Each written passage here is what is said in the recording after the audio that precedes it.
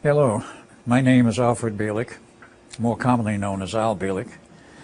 Original family name is Edward Cameron.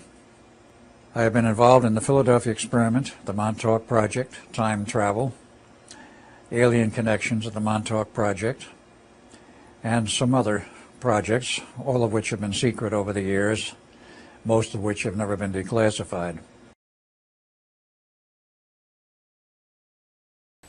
I wound up in the 28th century, and this was in the time period of 2749 to 2751 AD. Talk about changes in civilization, society, and everything else. It was drastically changed from what we saw in 2137, as this is now 600 years later. The cities were enormous. The cities were beautiful. They had ground-based cities, much as we have always had them, but they also had something else, floating cities. Floating cities, due to anti-gravity techniques being perfected sufficiently that they could float an entire city, which was perhaps not as large as any of our current cities. It was round, or very nearly round, but it floated on this platform, and they could move the city any place they wanted, remaining floating in the air, 4,000 or 5,000 feet above the ground perhaps, or a little less, depending on what they wanted. But the size of the city was vertical rather than horizontal, 2,200 stories high. That's about 2.5 miles. The cities could move anywhere on the planet. Basically, they stayed hovering and floating. Or if they didn't like a particular location, they moved somewhere else. There wasn't that much traffic in moving cities, I can assure you, because the world population in that era, the 28th century, was only 500 million, and I was instructed later that that was where they had held it for centuries. There would be no more than approximately 500 million population. Some of the features of this, let's start from the political standpoint. As I learned, all of these cities, whether they're ground-based cities, which the majority were, because they had to do manufacturing, they had to have agriculture and various other things to supply the needs of civilization. But all of them, whether floating or ground-based, were rather interesting in their governmental form. They had essentially no government. There was no government as we know it today. There was no money, there was no banks, there was no political jurisdictions, and it resolved down to what would be best called a city-state structure, where the city is the state. And any other cities from that one are independent and operate in their own independent manner. So that was the major change there. There was no elected government. There was no appointed government. There was no government as we had ever seen it in the past. As I found out, each city was run by an intelligent computer, synthetic intelligence, synthetic consciousness, a highly radioactive crystalline structure. Who built them, I had no idea. Nobody seemed to know, but they've been there for hundreds of years. And this computer ran the entire city. There were guidelines set down, there were law books, but no courts.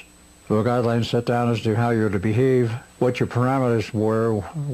Within these parameters, anything went. Anything was not considered kosher within this realm, this parameter limit, would be expressed as a yellow zone, a zone that you don't want to go into and you don't want to become involved in that type of behavior. If you got out into that area, you were given an invite for a reprimand to the computer, which there was one in every city, running each city. You would literally be called in for, shall we say, an interview or an audience with the computer, and you would be advised that you had broken the law, but it wasn't considered a felony, it was a misdemeanor. And such. If you were judged guilty, you were sent off to one of the work camps for whatever purpose they did in the work camps. It would be much like today, I presume, where any kind of labor, menial or otherwise, had to be done was done. And that was compulsory. That was not voluntary. If you were called in because you had gone outside the yellow zone into what is called the red zone, which is basically what you would today call a felony offense, you were immediately called in for an interview. You were examined, looked at, talked to, and if the computer at that point thought that you were rehabilitable, that you could learn again to be sociable and within the social bounds of normalcy, you were given one more chance. If the computer decided that you were not capable of fitting into society, you were terminated right then and there. Now, there were other people who didn't feel like they could fit into the society, but had not yet committed any of the so-called offenses. Literally, they were allowed to leave. The word was, if you don't like it here, go live somewhere else. Go out in the boonies if you want, live as a hermit. We don't care. And many did. I do not know what percentage. I was told that quite a lot of people had left the cities and gone out in the boondocks. Whether they formed communities or not, I never did find out. If you weren't required to work, which no one was required to, other than their social obligation, which was well inculcated into the kids, that you had an obligation to contribute to society, to pay for what you have been using and had inherited, for which no money was involved. A sort of credit system was still functional, but otherwise, except for fairly large credit purchases, if that is the right term, they didn't really keep track of very much. It was considered quite free as long as you were able to make some contributions and nobody overloaded the system with demands. That happened very seldom, that there was an overload of demand for goods or services.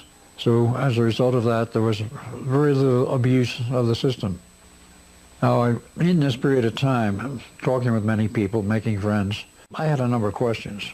Who built this computer system? That was my first and foremost question. Who maintains it? What happens when it breaks down? Very common questions. No common answer. And very much uncommon answers.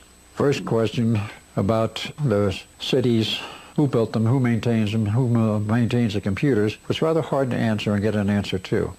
No one really knew much about the history of the construction of the city or how it ran, other than the computer, and you couldn't request an interview. You could request to go in and ask questions. The aspect of how these computers communicated with each other was unknown.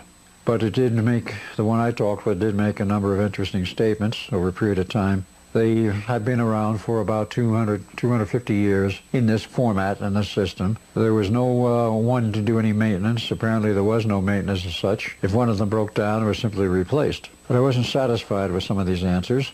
I started looking further. Didn't find much for a while. Then all of a sudden I got an invite to come visit with another group, a human group, which I did. And then I found the answers to all of my questions. All of the questions I had in mind, they were able to answer. Number one, who built the computer system? Well, they said they did. And the project was started about 2600 AD, and it was basically an experimental system for the purpose of seeing if they could run an entire civilization by computer, and also provide full socialization, i.e. everything is free, but also in the educational system or process inculcate the idea that people have a moral obligation to do something for the community because the community had supported them, therefore they have to help support others in the community, which did work most of the time. In a smaller community, it works much better than in a larger community. If you get cities of well over 1 million population, it's very difficult to get something like this to work and to be usable on a consistent basis. Well, that was one of the questions I had. There were a lot of others. I asked about the military aspects. No, there was no more military. Well, how do you defend yourself in case somebody comes along, has a lot of hardware, a lot of munitions, a lot of military clout, and wants to take over a city or the whole planet? How do you prevent this? Or do you?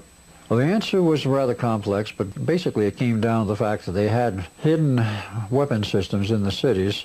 And not every installation was a city, but they had all of these installations all over. And they were well concealed. They were not described to me as exactly what they were, but they said they were capable of deflecting and defending a city from an invasion from outer space. And there was no data given as to whether or not there had been any such attempted takeovers in the past. But at that time, we saw nothing resembling any kind of an attack, any kind of a threat. It was very peaceful. And it's perhaps because of that peacefulness that people were basically so happy there. It was, you might say, the end result of a long dream about a pure socialist state. They had it, and it seemed to work. There's only one fault with it that I saw, and this is something which I have discerned since I've been back, after many years. You get a city or a group which is purely socialistic, no money. How do you keep that group together? How do you keep the society together? In that case, you're looking at a situation where it's partly by the will of the people, partly by, shall I say, some kind of internal control, and partly because one could say there's little choice. If you don't want to live in a city, you go out in the boonies. If you don't know how to survive by yourself, you stay in the city. Survival skills were not something that was commonly taught in those days because all the technical problems of breakdown of equipment have long since been solved, and the equipments generally were working and continue to work for about 200 years without much maintenance. There was definitely a lot of agriculture on the surface, in the periphery, basically, of some of the surface cities. Some of the agriculture went outside the city limits, outside the periphery of the city, but not a lot. They seemed to produce more than enough food for what they needed, which was good, because there was no problems or threats of food shortages. The idea of a threat to the survival in a civilized society had long since faded because the people were so well cared for. But the herein is also a problem.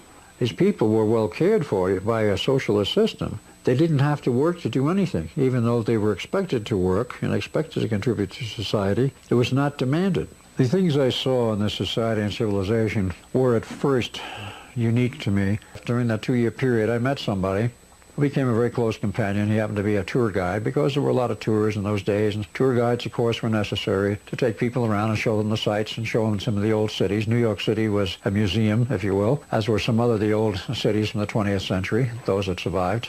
And they made very nice museums out of them. New York was sort of the model to show how people lived in the 20th century. A great deal of it, I did go on that tour, a great deal of it was still intact, most of Manhattan, not all of it. Brooklyn and Queens were essentially destroyed, and they didn't make any attempt to rebuild it because the destruction was too heavy. But the concrete and steel of New York, of Manhattan, and some of the other buildings adjacent to Manhattan survived, and what little damage there was repaired, and they made a very nice museum of it. But everything was there, made a very interesting review of history from the standpoint of those of the 28th century. What we take for granted today, of course, they didn't.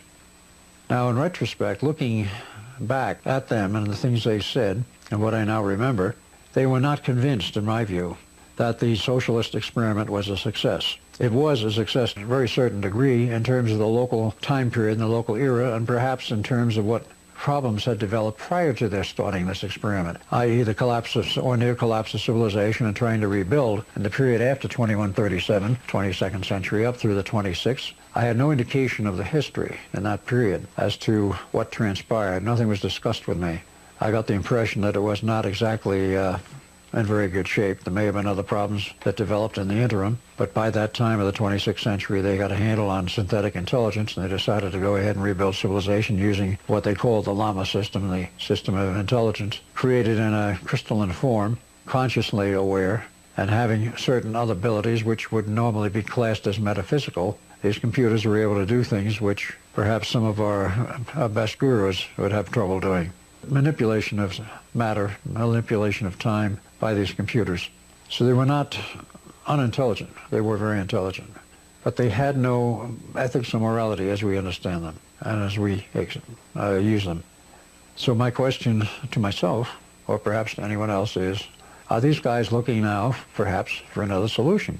Obviously, we learned in this century that if there is no competitive spirit, if there is no desire to succeed, if there is no pressure on an individual to learn, to do something constructive, to succeed, to help build some little corner, a brick or two in our civilization, without that pressure, people don't do anything. And if you suddenly wind up in a situation where all of your needs and wants are granted for free, and you don't have to go out and work for them, you don't have to do something to go get them, you don't have to cut down trees, go out and skin animals for their furs to survive, but suddenly everything is handed to you on a silver platter. Yeah, at first it seems great, and will work for a while, but after a period of time, it's going to fall apart. And I think they were at the point where they were beginning to realize that this was going to